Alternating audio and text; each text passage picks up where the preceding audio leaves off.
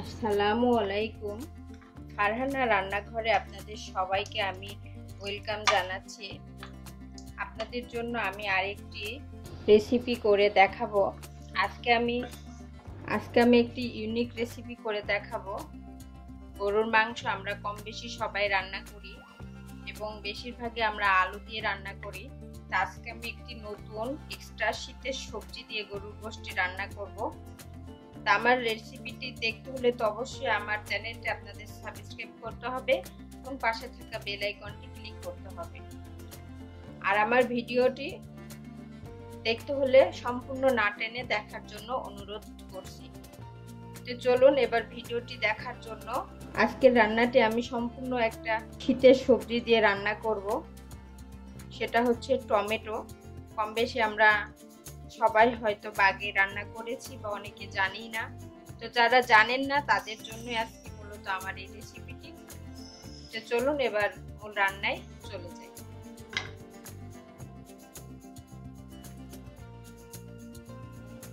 চুলাটি on করে আমি একটি ননস্টিকের প্যান বসিয়ে দিলাম। এবার পরিমাণ মতো সয়াবিন তেল দিয়ে দেব। তেল গরম হয়ে গেছে, এবার আমি পেঁয়াজ কুচি দিয়ে দিলাম।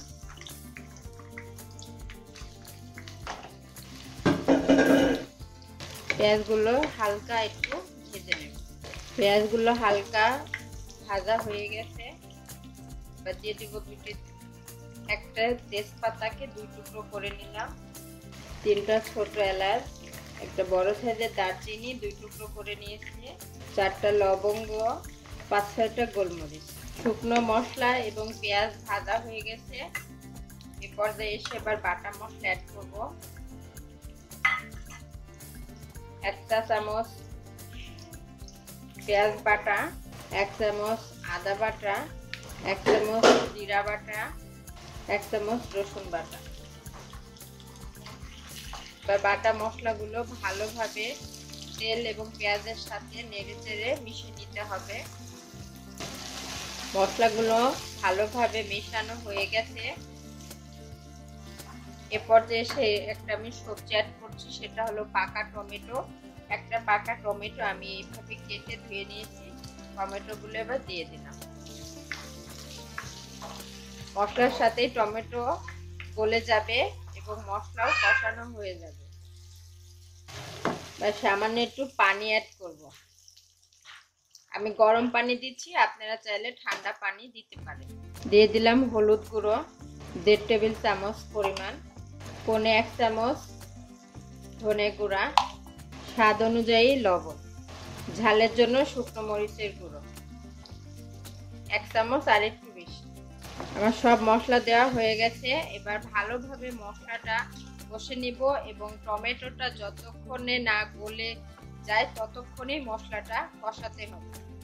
টমেটো গলে গেছে এবং মশলাও আমার কষানো হয়ে গেছে। উপরে তেল ভেসে উঠলেই বুঝে নিতে হবে মশলা পারফেক্টলি কষানো হয়ে গেছে। এ পর্যায়ে এসে এবার আমি ধুয়ে রাখা গরুর গোশগুলো দিয়ে দিলাম। এখানে আমি 1 কেজির বেশি গরুর গোশ নিয়েছি এবং আমার পছন্দ মতো আমি টুকরো করে নিয়েছি। আপনারা আপনাদের পছন্দ মতো ছোট বড় টুকরো করে নিতে পারেন। এবার মশলার সাথে ভালোভাবে গোশ নেড়েচেড়ে মাখিয়ে নিতে হবে। মশলার সাথে গোশ ভালোভাবে মেশানো হয়ে গেছে। এ পর্যায়ে এবার আমি 1.5 টেবিল চামচ পরিমাণ টক দই দিয়ে দিব। আমি টক দইটা আগে থেকে ফেটিয়ে রেখেছি। এবার এই ফেটানো টক দই গোশের মধ্যে দিয়ে দিলাম।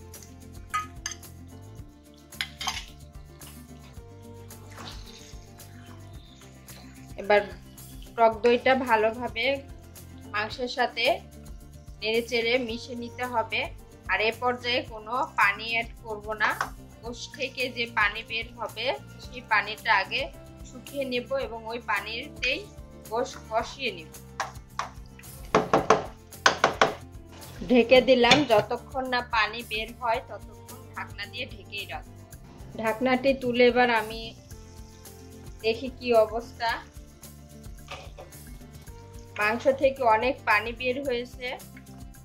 এই পানিতে আমি মাংস অর্ধেক কষিয়ে নিব এবং প্রায় 40% সিদ্ধ হয়ে যাবে। ঢাকনা দিয়ে আবার ঢেকে দিলাম, পানিটা শুকিয়ে আসা পর্যন্ত ঢেকে রাখবো।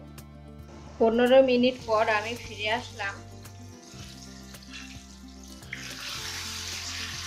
মাংসের গায়ে থেকে যে পানি বের হয়েছিল, পানি প্রায় শুকিয়ে গেছে এবং মাংস প্রায় আমার কষানো হয়ে গেছে, উপরে তেল ভেসে গেছে। আর হ্যাঁ, এর ফাঁকে আমি 2 বার ঢাকনা তুলে নেড়ে দিয়েছিলাম। মাংস যত ভালো কষাবেন খেতে কিন্তু ততই মজা পাবেন এবং মাংসের কাঁচা গন্ধটাও চলে যাবে। এবার আমি সেদ্ধ হওয়ার জন্য পরিমাণ মতো গরম পানি দিয়ে দেব।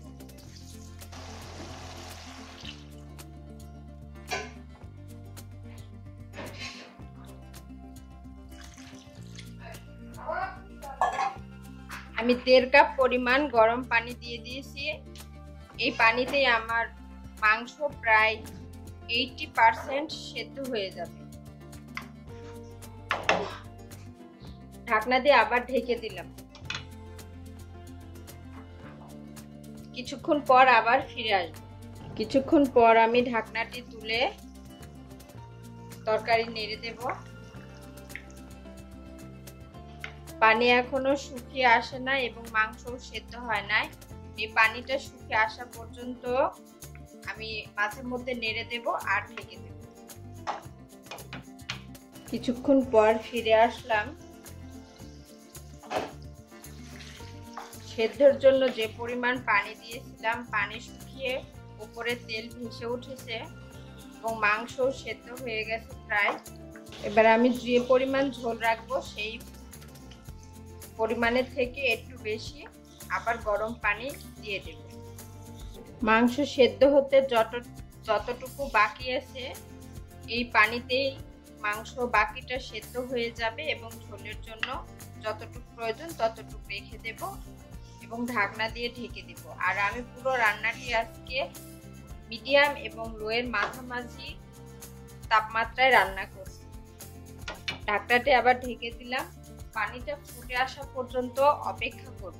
কিছুক্ষণ পর আমি ঢাকনাটি তুলে দেখি কি অবস্থা। যে পরিমাণ পানি দিয়েছিলাম প্রায় 1 ভাগ শুকিয়ে গেছে, 3 ভাগ আছে। এ পর্যায়ে এসে আমি 4টা কাঁচামরিচ দিয়ে দিলাম এক্সট্রা একটু ফ্লেভারের জন্য। আর ঢেকে দিব না, শেষ পর্যায়ে না ঢেকেই রান্নাটা করব। এরই মাঝে আমি কয়েকবার নেড়ে দিয়েছি। আর যে পরিমাণ পানি দিয়েছিলাম পানি শুকিয়ে গেছে এবং ঝোলের জন্য যতটুকু প্রয়োজন সেই পরিমাণে চলে এসেছে। এবার আমি চুলাটা অফ করে দিব। তা আমার এই গোশের রেসিপিটি যদি আপনাদের ভালো লেগে থাকে অবশ্যই আমার ইউটিউব চ্যানেলটি সাবস্ক্রাইব করবেন এবং আমার পাশে থাকবেন। আমি যেন আপনাদের মাঝে আরো নতুন নতুন রান্নার রেসিপি করে দেখাতে পারি, এজন্য সবাই আমার জন্য দোয়া করবেন। আর আপনারাও ভালো থাকবেন। পরবর্তী অন্য কোনো রেসিপিতে আপনাদের সঙ্গে আবার দেখা হবে। সে পর্যন্ত আপনারা সুস্থ থাকুন, ভালো থাকুন। আল্লাহ হাফেজ।